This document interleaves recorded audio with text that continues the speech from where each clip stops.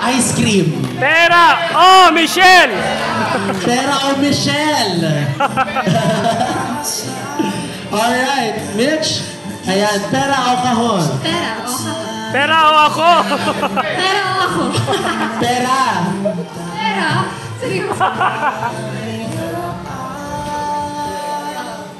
Ayan, pera daw. Pera. Kuha ng 3 boxes. Yes, kukuha ng 3 box, ipo-forward mo, tapos i-arrange mo.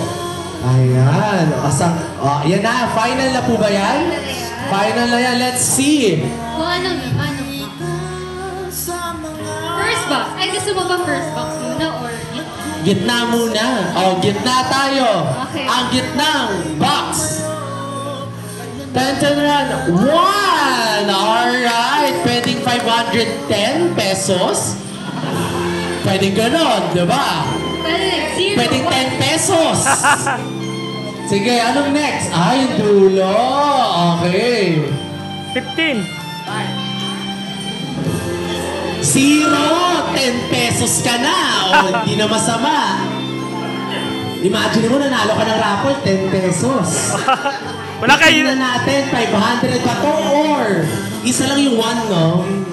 Okay, 5. Sana 5 to or 0. Tingnan natin. Ano gusto mo?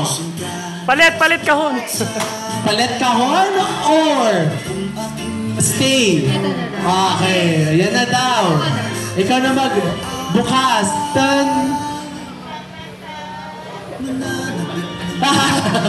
Pwede daw pala.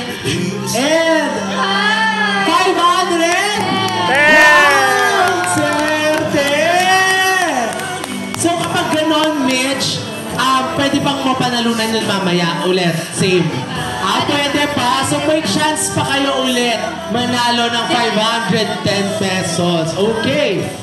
Congratulations. Next bubunot. Sige, ako na dyan, Mitch.